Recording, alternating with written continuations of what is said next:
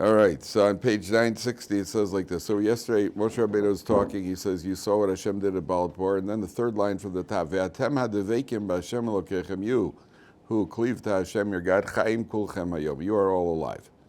So what does it mean? What does it mean over here to be alive? So first of all, on a ruchni level, the Mefarshim say every time we do a mitzvah, the limbs, we have limbs, and we have physical limbs correspond to ruchni limbs in the Olam HaEmes, in the world of truth. We actually have spiritual limbs, whatever that means. And I think the Chavetz Chaim talks about how when a person does an Aveira, so imagine a person in this world who's missing a limb, or the limb is malformed, how a person feels that he's embarrassed in this world at having a malformed limb or a misformed limb. So in the world to come, all the more so, that a person who has done an Aveira or not done the mitzvah they should have done with their limb, or he's done an Aveira with that limb, and the embarrassment in the world to come. But a person who Hayom refers to what the Gemara says, that the world to come is called the Liyom Shekulo Aroch. The world to come is a day which is eternal. Kulo Aroch, a day there's no end in the world to come. The idea of eternity, people have trouble relating to eternity because we are limited. All you got to do is wait in a line in the bank in Israel, then you'll know what eternity is. Then you get at least a glimpse of what eternity is. But that's only a glimpse. Eternity pales in comparison to a line in a bank. I once had the guy at the bank here, you go to the banks in Israel, or any office, ani itipo to buy. I was there already. He was watching my place. It becomes a whole diplomatic negotiation over there. Then you have to have somebody to paskin the halacha for you, because but I was here. I just went out shopping. No, you can't go shopping. You gotta stay. It's a whole. Yeah, but I was here yesterday. But I was here the day before. And well, you've been here since yesterday? Wow, that's all. In Russia, was worse, by the way. In Russia, the word was where is it? Where's Israel, right? And in Russia, the lines in Russia, they used to say, "What's 300 feet long and eats potatoes?" A line of people in Russia waiting to buy meat. So the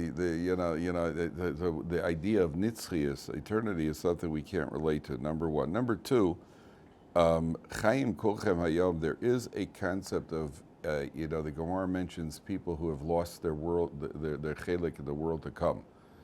The Roshei Tevis is the bad eggs. That's how I remember it. Bilam, Doeg, Achitophel, and Gechazi.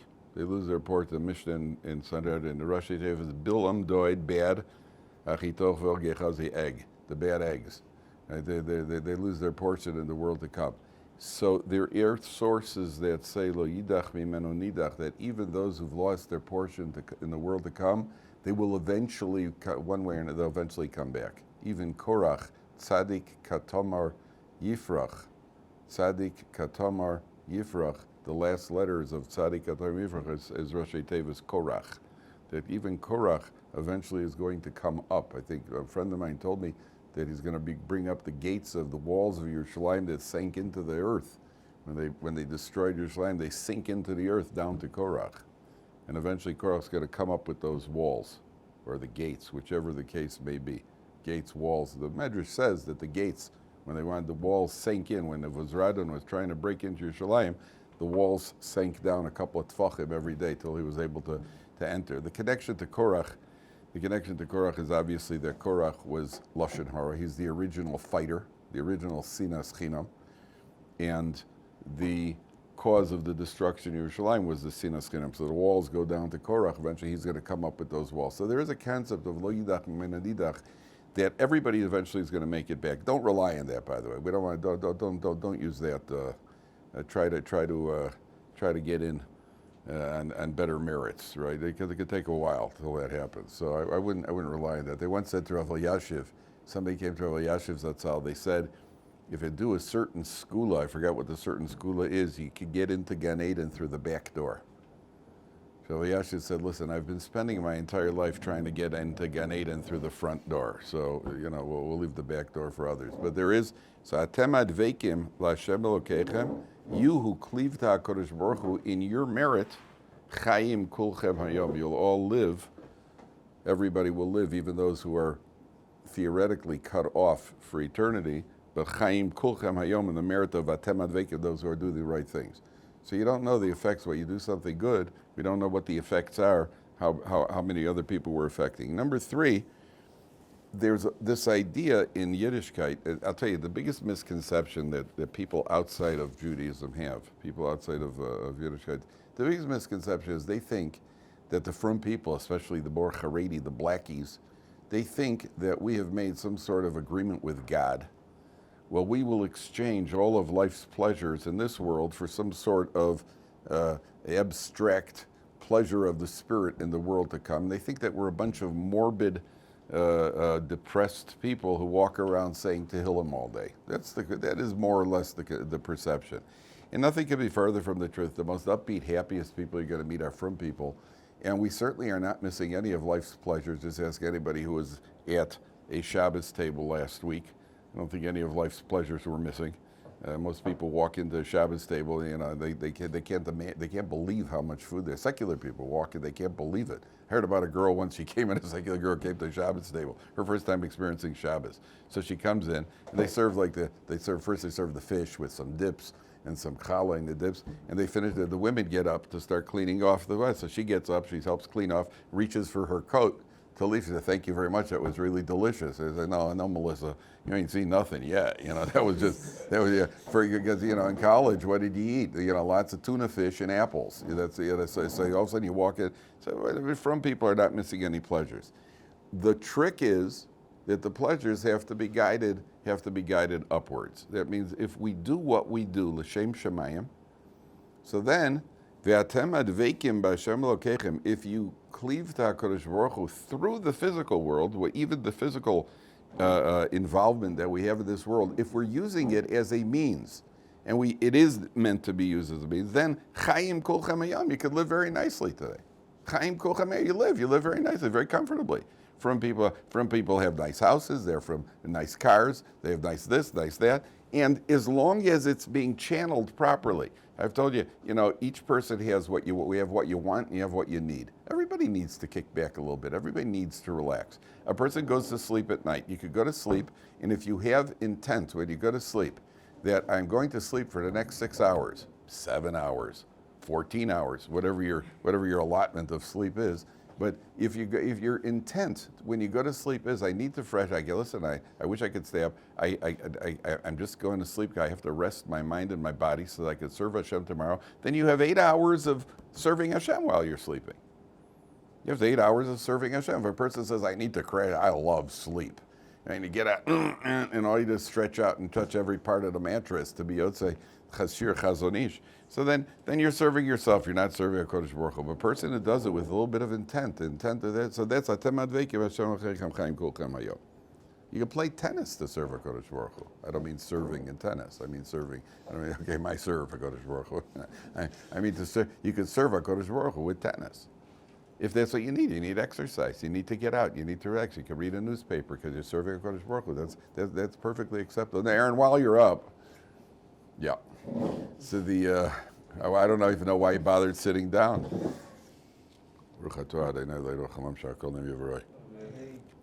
Thank you.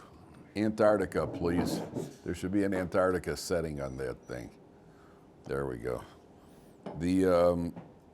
Okay, now take a look at Pasuk Vav. This is, it's just so remarkable how timeless the Torah is. Because the Torah says like this, Ushemartem v'asisem, you shall fulfill and you shall do.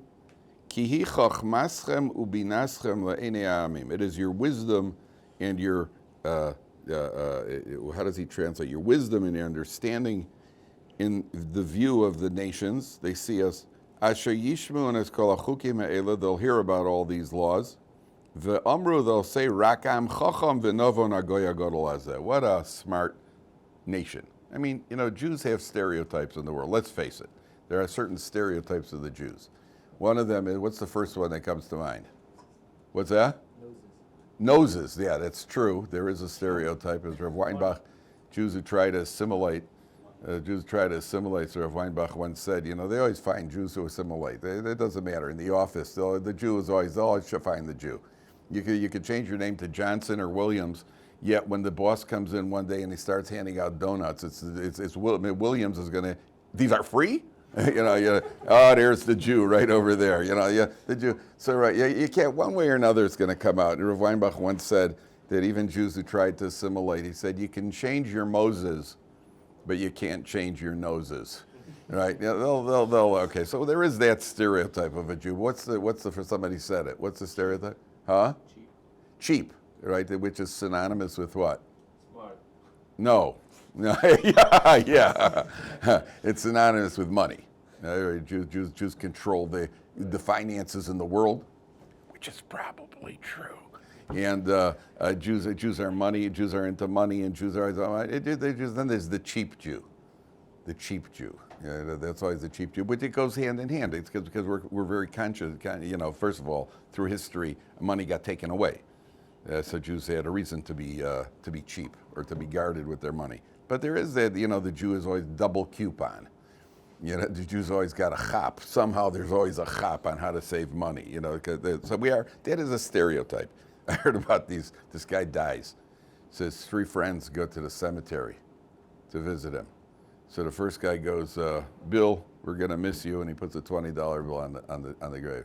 And John goes, Bill, we're going to miss you, he puts a $20 bill on the grave. And the Jewish guy goes, Bill, we're going to miss you, writes a $60 check, and he takes the $40 cash. So the Jews always got an angle here. There's always an angle on the money. Right? What's the other stereotype? Smart. Smart Jew. Right? Sometimes too smart. But that is a stereotype. Jews are smart. Here the Torah says it openly. Remember, gentlemen, stereotypes are a result of your life experiences. Any ethnic group that you think of, and you think of a stereotype, if I say to you, 3 guys walked into a restaurant and told him to close down and made him an offer he couldn't refuse. So you think of a certain ethnic group. There's certain people extort money from others as a group. That you think of certain ethnic groups. Certain groups are big drinkers. They're constantly. So you think of your own ethnic group. Somebody got mugged. You thinking of a member of a certain ethnic group. It's because of stereotypes are a result of our. And I didn't say anything. It's whatever you're thinking in your mind just means that you guys are bigots, not me. And it means that it's because of your life, the experience with Jews. The Jews are smart. A smart Jew. The what do you call it? Was always non-Jewish mothers always encouraged their daughters to marry Jewish guys because they felt they wouldn't get beaten. The Jewish guy would get beaten, but not the girl. He won't beat you. That was always the stereotype. Here the Torah says this is very puzzling. Take a look. Number 1. It says that he chochmaschem ve'im binaschem bein ha'amim. Now I want you to take a look back at Perek Yud Tes Pasuk Beis for a second. Look at Perek Yud Tes Pasuk Beis in Bamidbar. I'll tell you what page is it in a second. Page 838. Parshas Chukas. Perek Yud Tes Pasuk Beis. Page 838. Top line. 838. So the Torah says, Aaron, you gotta take it, give him a chumash. Everybody take chumashim. 838, top line. Zos chukas haTorah asher tziva asher. Aaron, while you're up, close the door over there. The rough day, having a rough day, Aaron. The Zos chukas haTorah asher tziva Hashem leimor. This is the statute. Daber el bnei Yisrael v'yichlecha para aduma tamima, and so on and so forth. Now take a look at Rashi, the very first Rashi on page 838. Zos chukas haTorah. Lefi shehasatan ve'umos of the Satan and the nations of the world, monin es Yisrael, they take the Jews to task. Lomar ma mitzvah zos. What is this mitzvah? Umat tam yesh, but what reason is there for this mitzvah? Lefichach kasav b'chuka gzeira hi milfana ein lecha reshus lahar achareh. And the Torah brings down, I forgot where else it is, where the Torah says they laugh at us for the various laws, shatnez and chazer. The goyim laugh at us. And para aduma, the red cow. They're ridiculous. So then why does the Torah say over here, let's read this pasuk again, pasuk Vav on page 960. 6 lines from the top. Ushmartem v'asisem ki chochmaslam beinasem leinam. That's your wisdom and your understanding in the eyes of the nations. Asher yishmun es kol hachukim eila. They hear these laws. Ve'omru rakam chocham v'novan agoya goloz. Wow, what a bunch of smart Jews. I understand. Make up your mind. They laugh at our laws, or they think that they're impressed by our laws. Which one is it? Which one is it? They laugh or they're impressed? The answer is, in the beginning they laugh, till they see the results. And they see what kind of people the Jews are. And they see what we are. That's what bothers them. They see from the outside, they're looking at, well, these laws don't make sense. Well, look what these people are. There are low levels of wife beating among the Jews. There are low levels of drug abuse. There are low levels of teen pregnancy, except from girls who are married. There are low levels of what do you call it? There are low levels of all the ugliness in the world. There are low levels of divorce, low levels of everything. How do you get like that? There's only one explanation. It's these laws. So you're laughing, and I know people in life who have done things where people have laughed at them, and then in the end, they say, wow, your way was better. I've seen that. I've seen that happen. Where somebody is laughing at your approach or what you're doing, and it doesn't have to be, I'm not talking about in religion, I'm talking about just in general. You approach something a certain way, and then people laugh at you. There are people, guys learns a lot of Bekiyas, so everybody laughs at him. Next thing you know, 10 years later, this guy's a tremendous Baki in Shas, and everybody else is still, they're still struggling to keep up because they learned 6 blot that Zman. And his way turned out to be very, very successful. I'm not saying that's what you should do, I'm just using an example. So here, they look at us. The secular in Israel know it also. They look at us, they talk about, they want to help us. You see, the secular one, they want to put into our school system, they want secular now to help the frum people, for our benefit. That's why it's called Liba, the core curriculum which you're trying to impose on the religious schools, which they're never going to do. My son said to me on Tisha B'Av, he said, look, because they cut off now funding from the daycare centers. My son said to me, listen, they can try to hurt us, but they're never going to change us. That's not going to happen. We'll change them. They're not going to change us. But they see it. They know that what's going on over here, because in the Goya, you know that in the secular, and I got these people, when I call them secular, I mean not yet religious, because eventually they will be. But in the state schools in Israel, they did a survey. This goes back a few years ago. They did a survey. 33% of the kids in the school were carrying plastic box cutters. You know those box cutters are, those knives, those blades, the plastic knife? 33% were carrying these plastic box cutters. And of those 33%, 50% said they carry it in self-defense. And I think that was the teachers. Right? They carry it in self-defense. In a frum cheder, you know what kind of trouble kids make in a frum cheder? I'm not benching. Shlomi Schnitzel said that Asher Yatz are too fast. Right? That's the kind of trouble in a frum cheder. Right? And once in a while, somebody does something really terrible. He ate without a bracha. But there's no violence. They see it. They see what's going on. So I want to give you 2 examples. I once was in prison. No, Aaron. No, I was actually in prison twice. I was incarcerated twice in my life. I was actually when I say I was in prison, I gave a lecture once in prison, but I was incarcerated twice. I mean, I didn't know it was somebody's car. I thought it was Hefker. What do you call it? No, it was once I got arrested for jaywalking. Where? Chicago. Skokie cop stopped us. Junior in high school. Me and 2 other guys, we were ditching class playing tennis. And we crossed to the middle of the street, then we ran across the second half of the street. They waited for, you wait for traffic to cross. So me and we ran across, the other guy waited in the middle. And there was a truck coming. So as soon as we got to the other side, a Skokie cop, they were notorious anti-Semites also. He pulls up, Skokie cop pulls up, and he says, okay, all 3 of you get in the back of the car. Well, what's the problem? He said, he almost caused an accident. The truck had a slam on his brakes, which wasn't true. I wouldn't run that close in front of a truck. And so he said, you almost caused an accident. So we get in the back of the car. I figure he's going to give us a mussar shmooze and go home. He's got better things at the time. He pulls down his code book.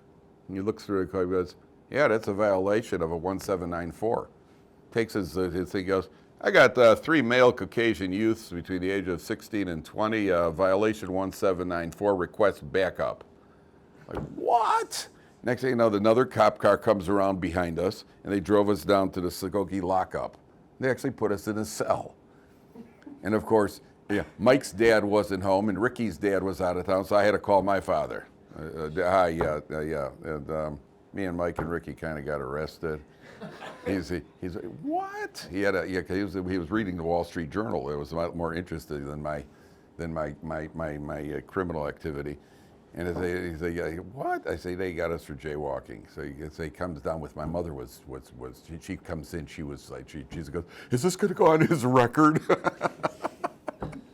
She thought they won't let me out. They're going to extradite me, you know. So we eventually beat it in court, but that was. And the second time was also something technical like that. But this time that I'm telling you about, which all you really should care about, Aaron, instead of my record, by the way, yeah, I also had parking tickets. I had a lot of parking tickets, because when I made a calculation. When I would go to a movie, there's never parking. You know, there's never parking. So I always found that there was a parking space in front of hydrants. There was a parking space, and I what do you call it? So what I did was I made a what's the worst that could happen?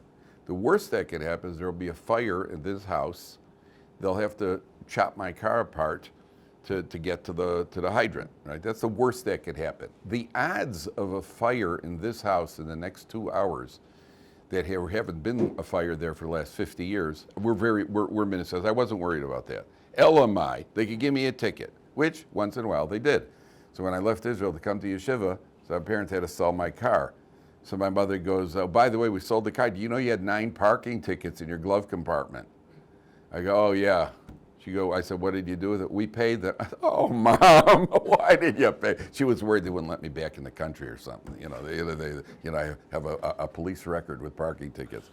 So I went to a prison. They had a program here in Israel, a kiruv program in the prison.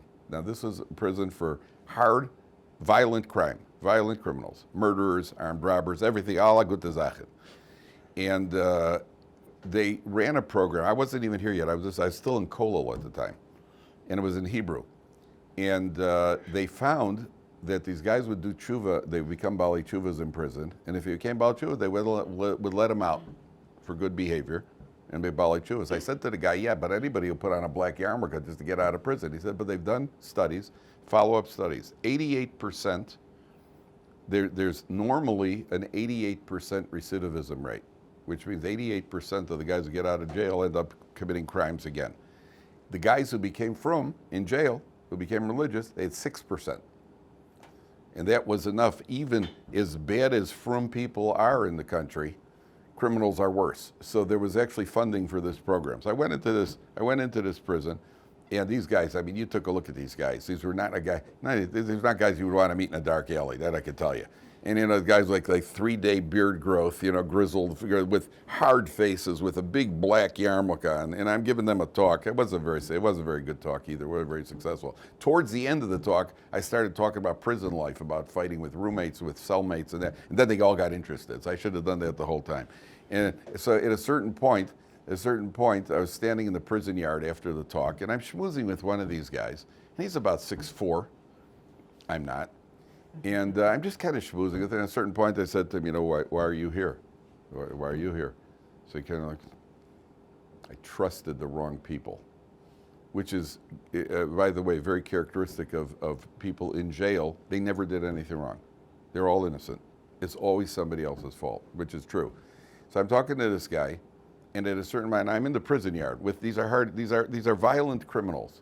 And at a certain point, I start looking around, and I realize there isn't a guard in sight. And I'm talking to this guy, and I'm looking around, and there isn't a guard in sight. And all of a sudden, I'm starting to picture the next day's headlines: Rabbi taken hostage in prison. And at that point, I politely excused myself, and I went back to the guy. I even saw, by the way, there was one guy I saw cleaning a table, a little old man in the lunchroom. He was the sweetest guy, looked like the candy man in shul. And he's cleaning off the tables. I said to the guy who brought me there, was running the program, I said, what's he here for? He said, well, he became a widower the do-it-yourself way. He cooked his wife. I didn't ask for any details. I'm just telling you, at least somebody in the family cooked. But it was, what do you call it? I didn't ask for any details. But, you know, and what I felt was when I left, my stereotype was broken. I was affected negatively by it. Because when I tell you a murderer, what do you think of? Some gruesome. This guy looked like, just like Pete from the vegetable shop, and here he is cleaning off the table, sweetest old guy, he was a murderer. So it took a while to get back, like, oh, murder isn't so bad, because he could be a sweet old guy also. There was one frum guy in the group. There were actually two. There was one knitted yarmulke, a young guy, like a right-wing extremist who was imprisoned because he had expressed a certain enthusiasm for using his M16 on Arabs, and so he was put in prison. He didn't use it, but he had expressed intent. And then there was this one little old guy who looked like he stepped right out of a souvenir shop in Vaeschanan. The beard, mamish frubas could be. And so every time I quoted a Gemara, this guy kind of mouthed the words along with me. And so I went up to him, I said, why are you here? So he looked at me, he smiled, goes, in Hebrew, he goes, I forgot to pay my taxes. Right? Now, it's interesting, and he forgot to pay his taxes, I know, me too. It's interesting, here he was, that not one frum person of violent crime. They see that, they know that. Not one frum person. By the way, statistically, and this is, just an interesting thing that Hillary Clinton should hear, 90% of the violent criminals in America are males. Why is that? I thought they were all alike. I thought men and women are exactly alike. Hillary, right? So what happened? Maybe she is. In women, if they commit a crime, it's usually a crime of passion, meaning they kill their husbands. But it's very rare that women don't rob banks and women don't, it's an interesting thing. They see right there the difference that it's like we've been saying it all along. So they see this. Now, I was once in a cab. I just want to tell you one other incident. I was once in a cab. There's a woman cab driver, secular woman cab driver, a loser on all counts. And she was driving me. I had to go from Bnei Brak to Ramat Gan. And as we're driving on the streets of Bnei Brak, all of a sudden I heard like a playful yell. And there was a guy wearing like a white shirt and slacks. He didn't look very yeshivish, but he looked what they call Haredi. And him and a girl they weren't touching each other, but they were doing things that are, just associating with each other, which is considered inappropriate in the Haredi world. And so she gave a playful scream, a playful yell. And this lady, the cab driver, she goes, oh, see, so it goes on by you also. What was her issue? She's just trying to show that we're not, why? Because she knows in her heart of hearts that it doesn't go on by us.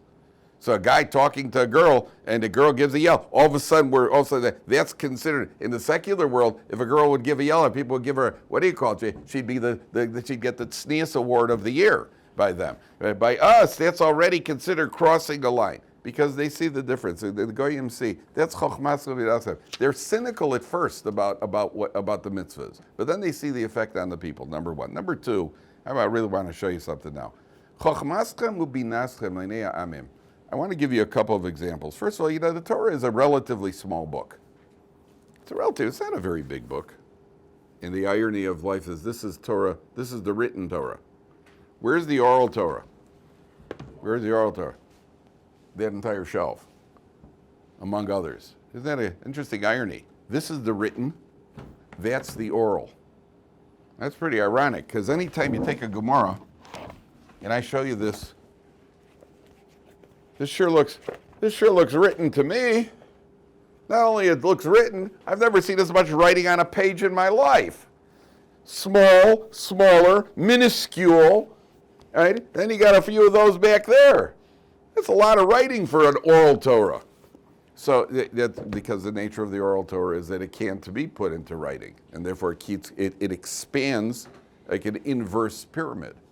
Because it starts here and goes this way. But it's one little book with an awful lot of wisdom. Now I want to tell you something. Do you know anything about hemophilia? What's that? Yeah, where the blood doesn't clot, right? And a person can bleed, but the blood doesn't clot. Does hemophilia transferred through the mother's genes or the father's genes? Mother's. What?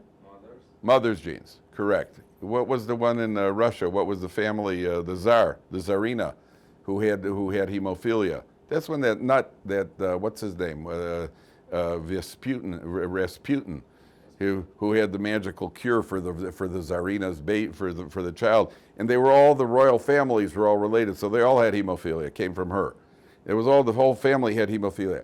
Do you know that the poskim 1,000 years ago, there's a question if a child has a bris milah, and Rachmana litzlan, a child dies from the bris, usually meaning that he probably bled, and the bleeding didn't stop, and he has a brother and the brother dies, you don't do a bris on the third one. But that's only if they are, what about if they're half brothers? So the Ramah says in Shulchan Aruch that if they're half brothers through the mother, that means the same mother, different fathers, you don't do a bris. If they're half brothers through the father, in other words, through the mother, that means a man had two different wives, then you do it. Because the hemophilia is passed through the mother. How do you like that? That's 1,000 years ago, or 800 years ago. Medical science only discovered this about 100 years ago. How did they know? How did they know? Number one. Give you another example. Sod ha'ibur, when the moon, the count of when the new moon is what's called the Sod ha'ibur, the appearance of the new moon. And we have it down precise. They've tried doing it with scientific instruments, and they still can't figure out how we've known about this all the way since back then. The Sod ha'ibur, when the moon is going to come, and the calendar that we have, which was formulated by Rabbi Yehuda Nasiya, who was the grandson of Rabbi Yehuda Nasi, that calculate the calendar that we have since then. He made a calendar. How did they know these things? That's the Chochmaso Binaschem. Give you another example.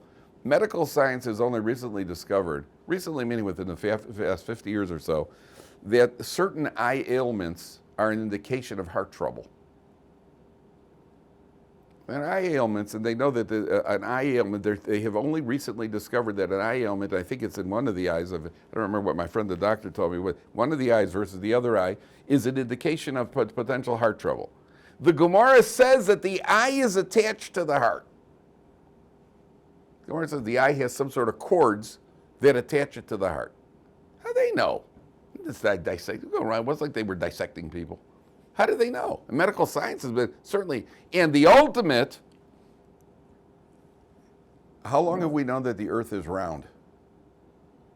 Who discovered that the earth is round? What? Say. It's not.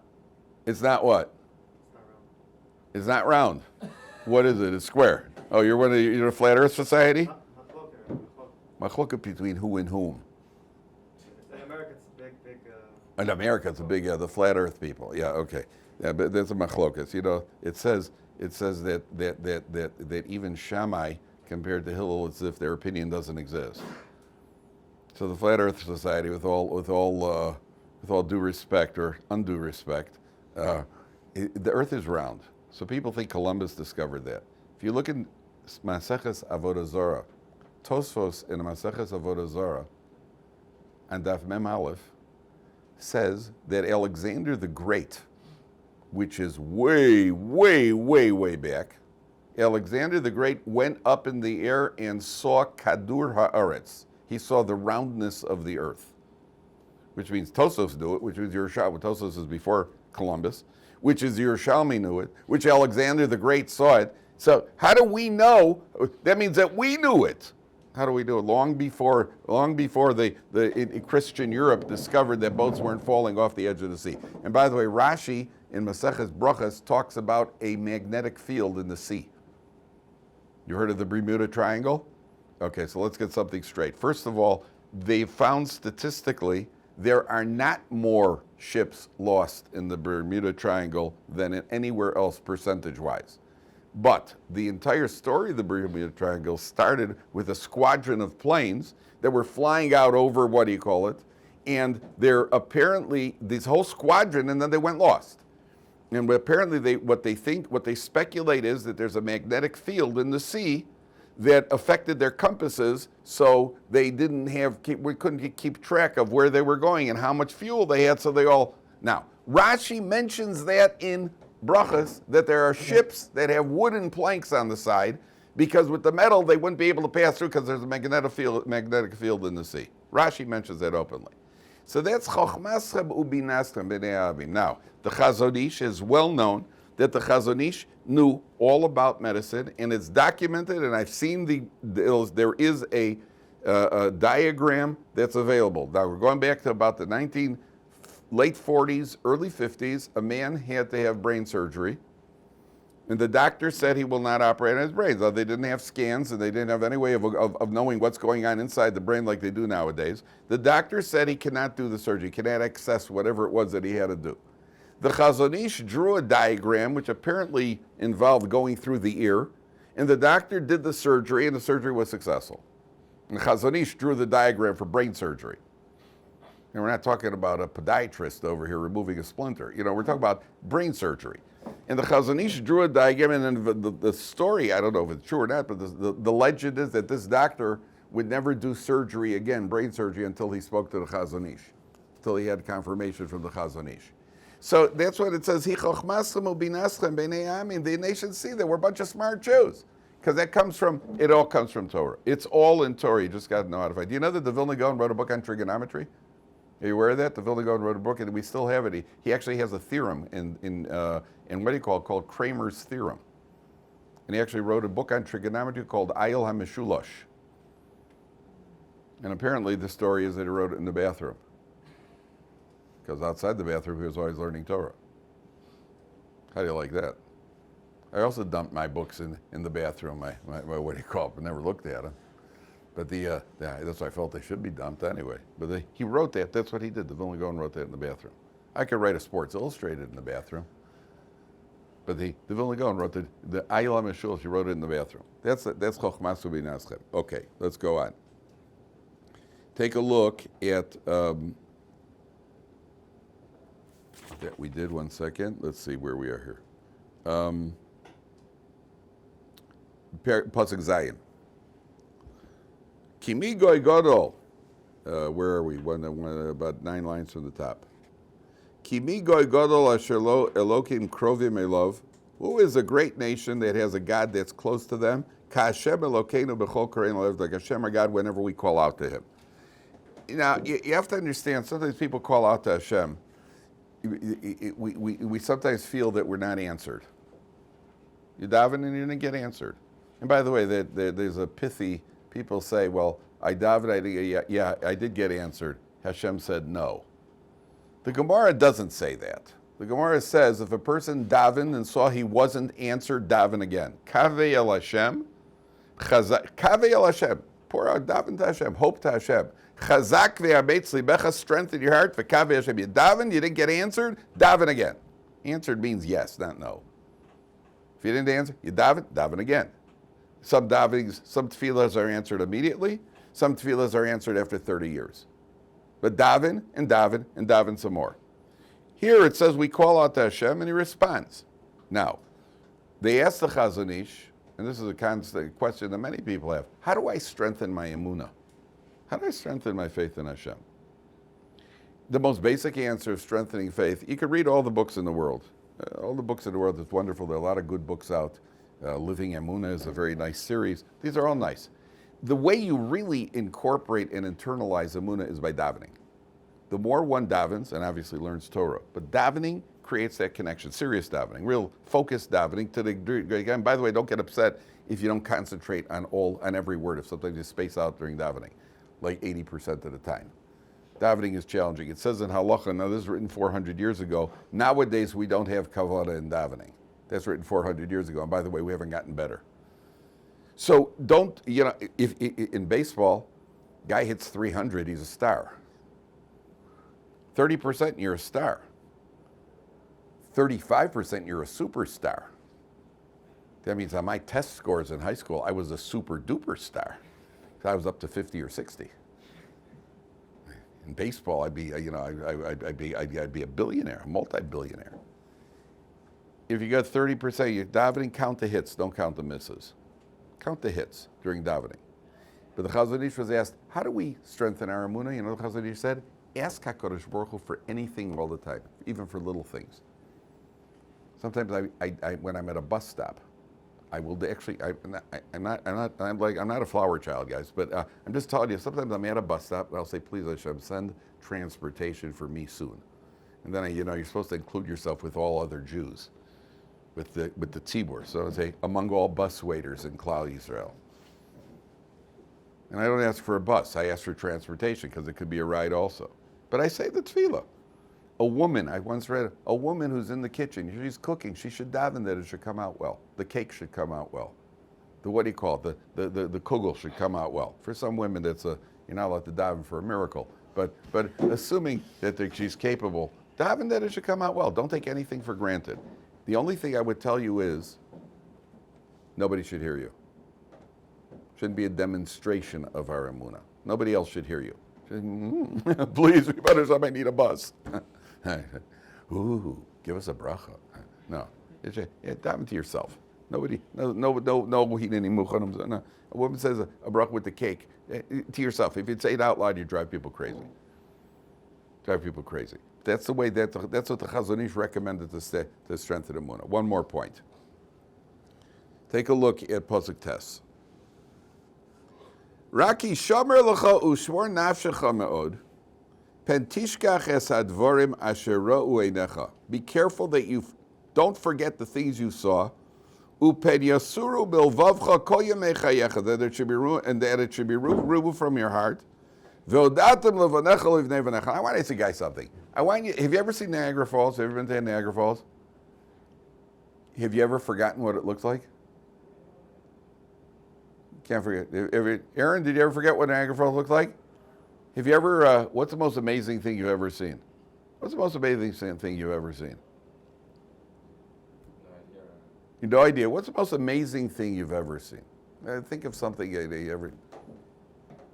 What's the most remarkable, amazing thing you've ever seen?